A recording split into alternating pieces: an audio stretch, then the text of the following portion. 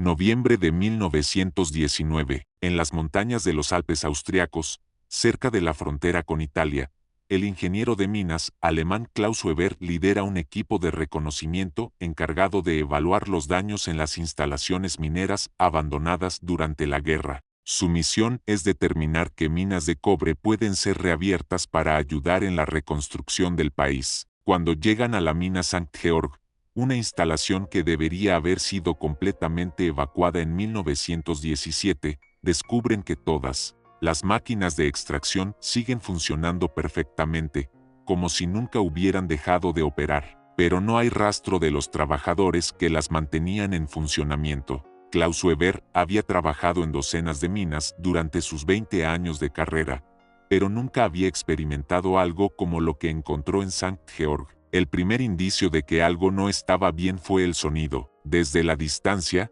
el equipo podía escuchar claramente el funcionamiento de las máquinas de extracción, el ronroneo constante de los motores eléctricos, el chirrido metálico de las poleas y el eco rítmico de los martillos neumáticos trabajando en las profundidades. Según los registros oficiales que Weber llevaba consigo, la mina había sido cerrada definitivamente en marzo de 1917, cuando todos los trabajadores fueron reclutados para el frente. Los equipos habían sido desmantelados y vendidos para el esfuerzo de guerra. Sin embargo, cuando el equipo se acercó a la entrada principal, pudieron ver claramente que no solo las máquinas estaban operativas, sino que los rieles brillaban como si fueran utilizados regularmente, y las lámparas eléctricas del túnel principal estaban encendidas, proyectando una luz amarillenta que se perdía en las profundidades de la montaña. Heinrich Strauss, el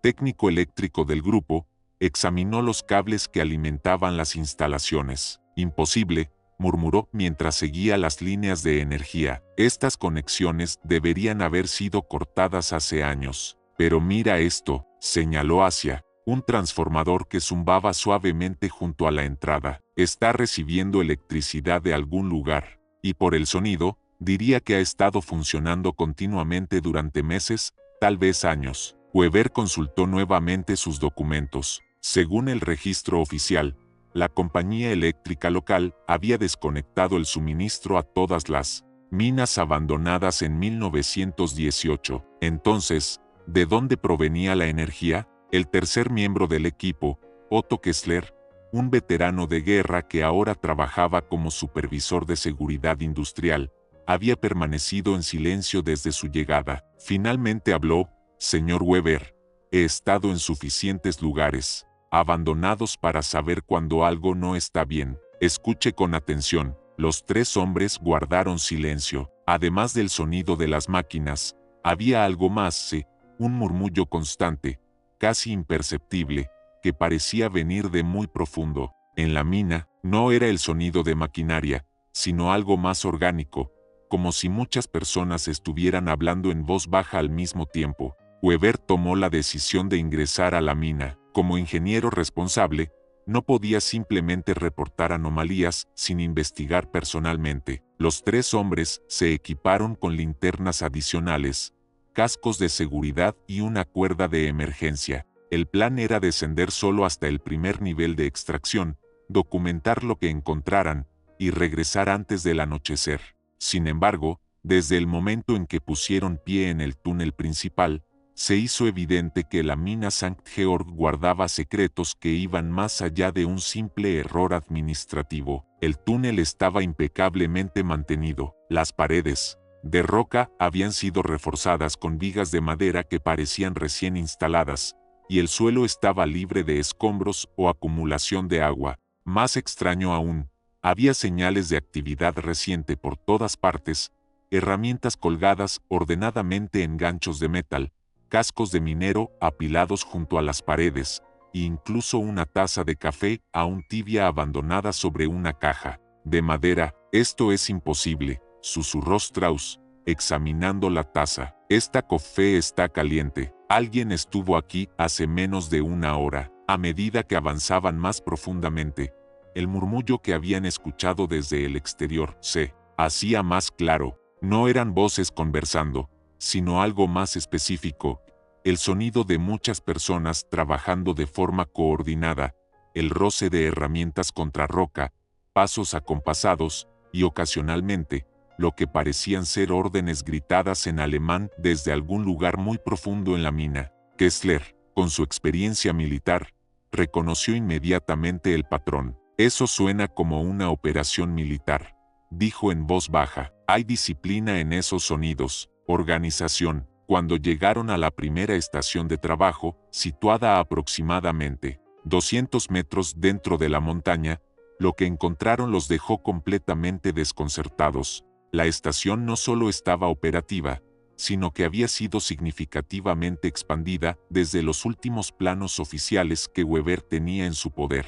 Nuevos túneles se extendían en direcciones que no aparecían en ningún mapa, y las máquinas de extracción eran de un modelo más avanzado de lo que jamás había visto. Pero lo más perturbador era la evidencia irrefutable de que docenas de personas habían estado trabajando allí muy recientemente. Las herramientas estaban dispuestas, como si los trabajadores hubieran desaparecido en medio de sus tareas, dejando todo exactamente donde lo estaban usando. La decisión de continuar más profundamente no fue fácil. Weber sabía que estaban adentrándose en territorio desconocido, tanto literal como figurativamente. Los planos oficiales de la mina mostraban que el nivel más profundo estaba a 300 metros de la superficie, pero los nuevos túneles que habían descubierto claramente descendían mucho más. Strauss había logrado rastrear las líneas eléctricas hasta su fuente, un generador diésel de gran capacidad que funcionaba en una cámara lateral,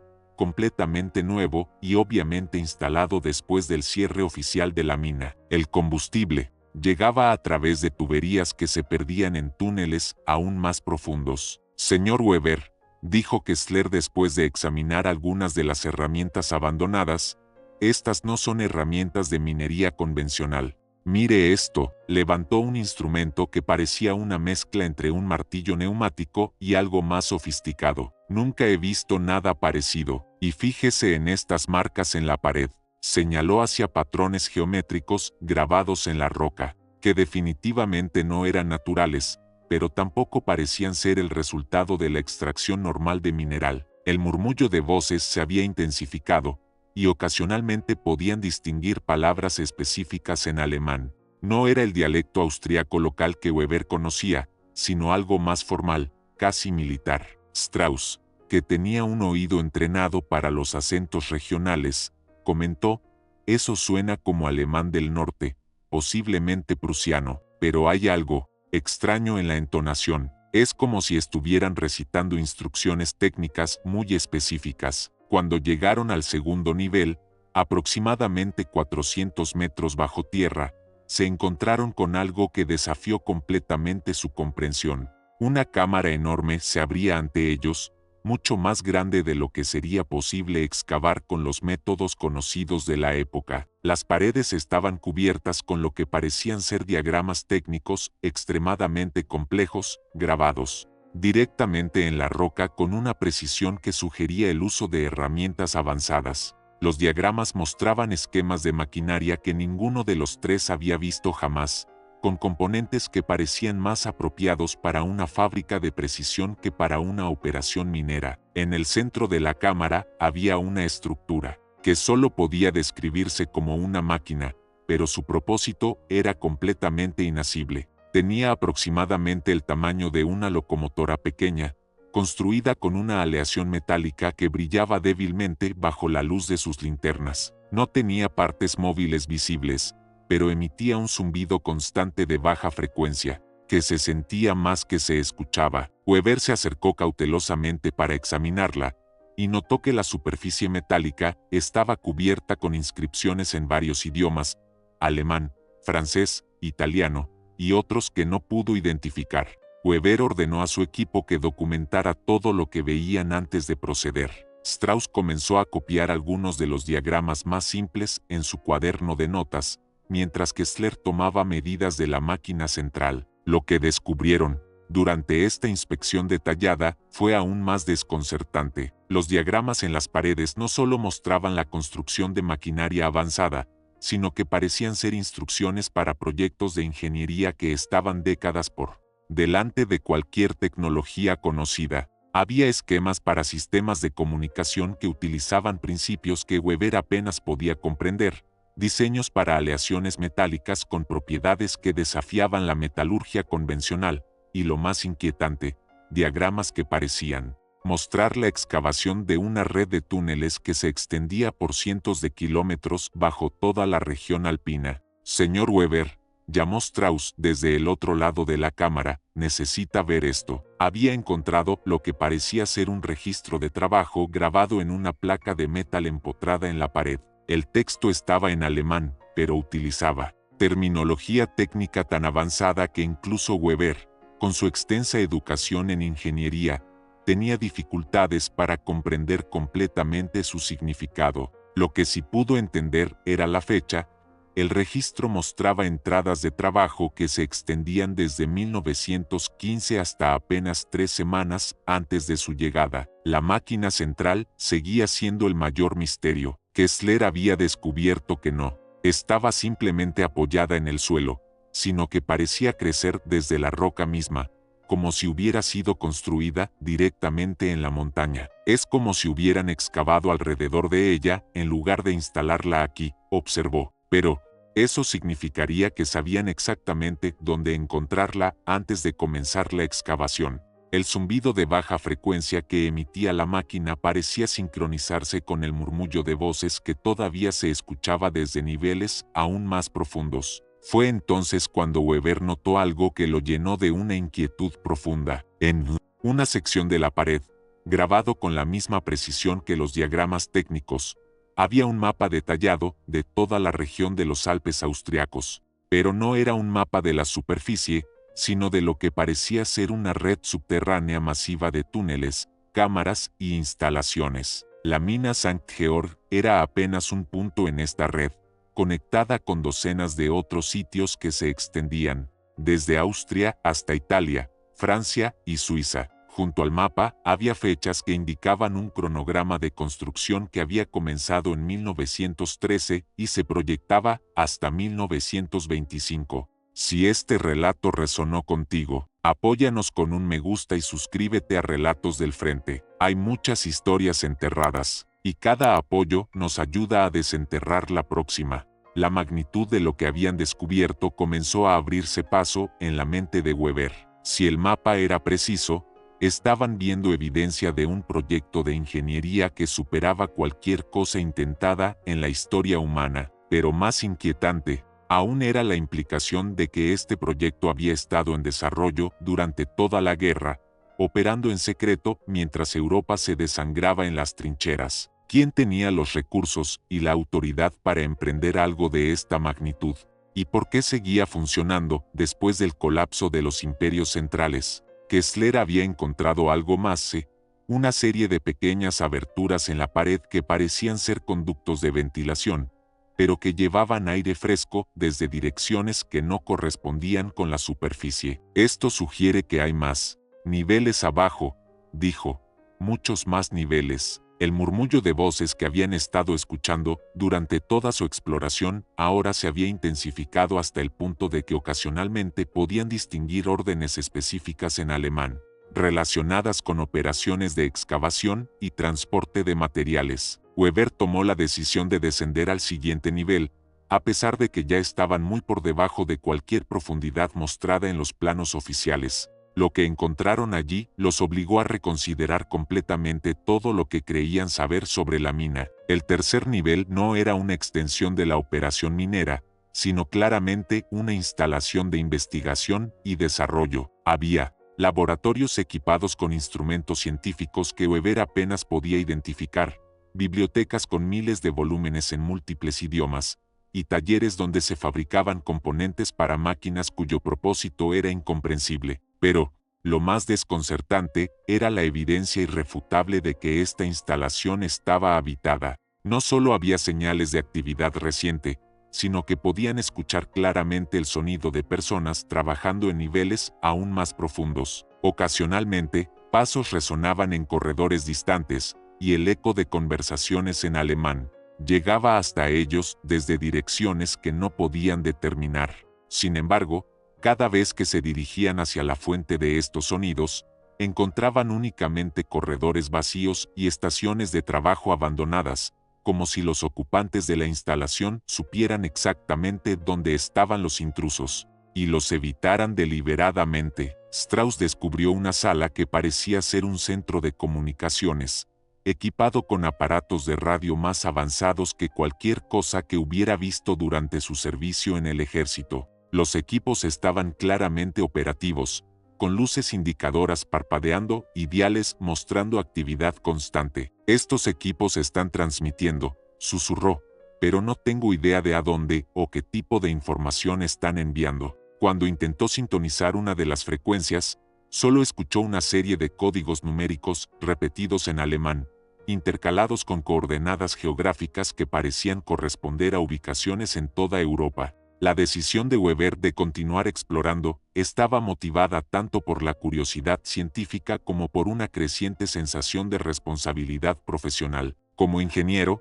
entendía que lo que habían descubierto tenía implicaciones que iban mucho más allá de una simple anomalía administrativa. Estaban documentando evidencia de un proyecto tecnológico que podría cambiar completamente la comprensión de las capacidades industriales durante la guerra.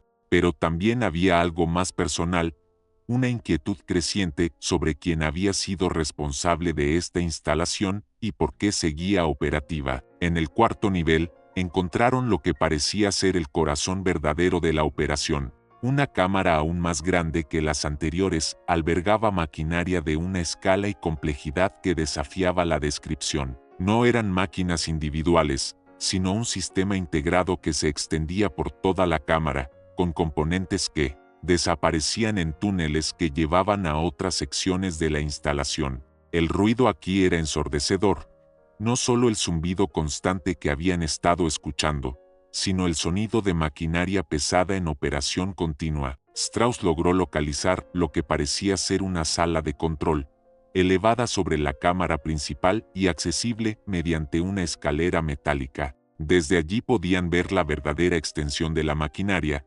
Se extendía no solo horizontal, sino verticalmente, con niveles adicionales de equipos tanto arriba como abajo de su posición. Los controles eran incomprensibles, con diales y medidores que utilizaban escalas y unidades que ninguno de ellos reconocía. Pero lo más inquietante era que varios de los controles estaban claramente en uso activo, con ajustes que cambiaban gradualmente mientras los observaban. Señor Weber, dijo Kessler con voz tensa, creo que deberíamos considerar la posibilidad de que no estemos solos aquí. Había notado algo que los otros habían pasado por alto.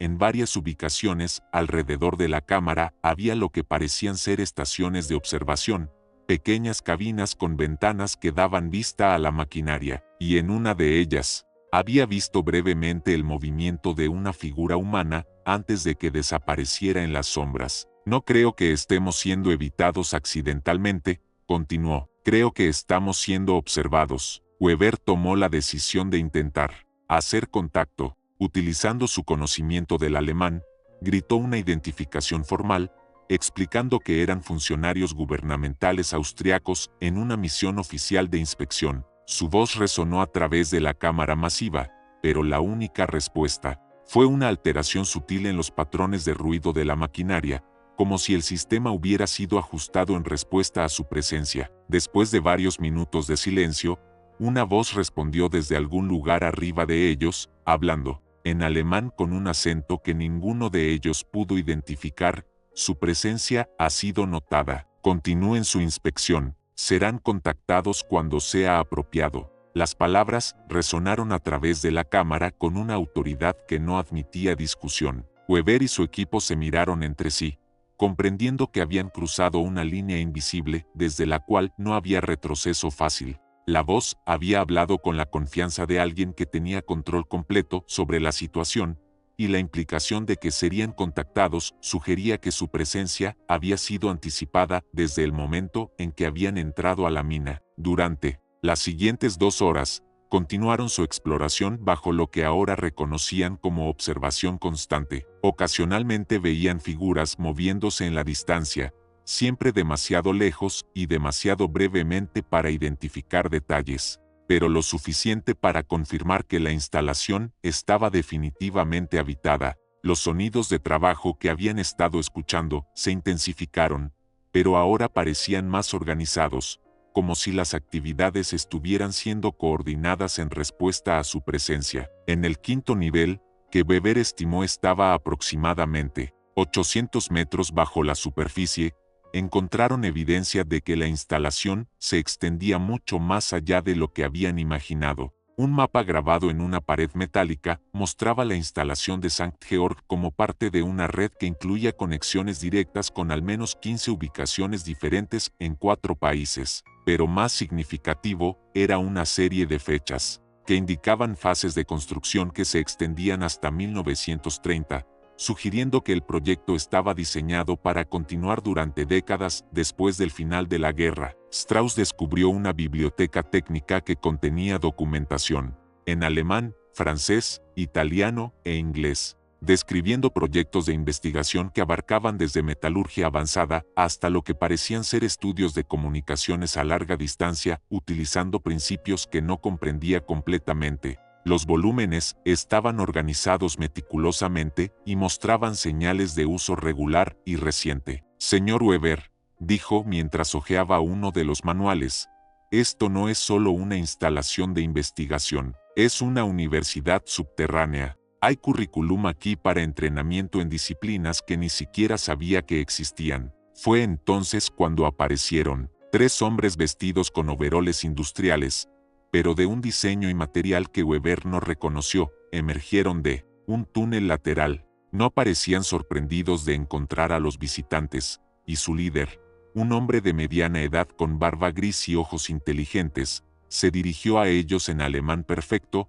Weber, hemos estado esperando su llegada. Soy el Dr. Friedrich Brenner, supervisor de operaciones de esta instalación. Si me acompañan, hay algunas cosas que necesitan entender antes de que regresen a la superficie. El Dr. Brenner los condujo a una sala de reuniones que parecía más apropiada para una corporación moderna que para una instalación subterránea en 1919. Las paredes estaban cubiertas con diagramas técnicos y mapas que mostraban proyectos de ingeniería en toda Europa, muchos de los cuales Weber reconoció como desarrollos reales que habían ocurrido durante los últimos años de la guerra, pero algunos que parecían representar tecnologías que aún no existían. Weber, comenzó Brenner, ustedes han descubierto lo que oficialmente no existe, el Projektalpenfestung, una iniciativa de investigación y desarrollo que fue establecida en 1913 por un consorcio de ingenieros, científicos e industriales de múltiples países europeos. Nuestro objetivo era desarrollar tecnologías que pudieran evitar la devastación de una guerra europea a gran escala. Irónicamente, cuando la guerra comenzó en Anhui, nuestro trabajo se volvió aún más crucial. Brenner explicó que la red de instalaciones subterráneas había sido construida como un proyecto de colaboración internacional secreto, financiado por industriales que habían previsto la guerra y querían preservar el conocimiento técnico europeo independientemente de cuál fuera el resultado del conflicto. La instalación de St. Georg es uno de 12 centros de investigación operativos. Hemos estado desarrollando tecnologías que estarán disponibles comercialmente en las próximas décadas, pero mantenemos nuestro trabajo en secreto para evitar que sea militarizado. ¿Pero por qué el secreto continúa ahora que la guerra ha terminado?, preguntó Weber. Brenner sonrió tristemente. La guerra puede haber terminado oficialmente, Weber, pero los tratados de paz están creando condiciones para futuros conflictos. Nuestro trabajo ahora es más importante que nunca. Estamos preparando las tecnologías que Europa necesitará para reconstruirse, pero también las que necesitará para defenderse cuando la próxima guerra inevitablemente llegue. Brenner les mostró algunos de los proyectos en desarrollo, sistemas de comunicación que permitirían coordinación instantánea a través de continentes, aleaciones metálicas que harían posible la construcción de estructuras que podrían resistir bombardeos masivos, y técnicas de excavación que permitirían la construcción de ciudades subterráneas completas. Todo esto estará disponible cuando el mundo esté listo, dijo, pero por ahora, debe permanecer secreto. Al final de la reunión, Brenner hizo una propuesta que Weber no había anticipado. Weber, su experiencia en ingeniería minera y su discreción demostrada lo hacen un candidato ideal para unirse a nuestro proyecto. Podríamos usar sus habilidades, y creemos que encontraría nuestro trabajo fascinante. Weber miró a Strauss y Kessler, viendo en sus ojos la misma tentación que sentía él mismo, pero también vio las implicaciones de lo que se les estaba ofreciendo: desaparecer del mundo de la superficie, convertirse en parte de un secreto que podría cambiar la historia. La decisión que tomaron esa noche permanece sin documentar en los archivos oficiales austriacos. Los registros muestran que el equipo de inspección de Weber reportó que la mina St. Georg estaba permanentemente cerrada y no era adecuada para reapertura, pero los registros también muestran que Weber, Strauss y Kessler nunca regresaron a sus puestos oficiales, y sus familias recibieron notificaciones de que habían decidido emigrar a América del Sur para nuevas oportunidades profesionales.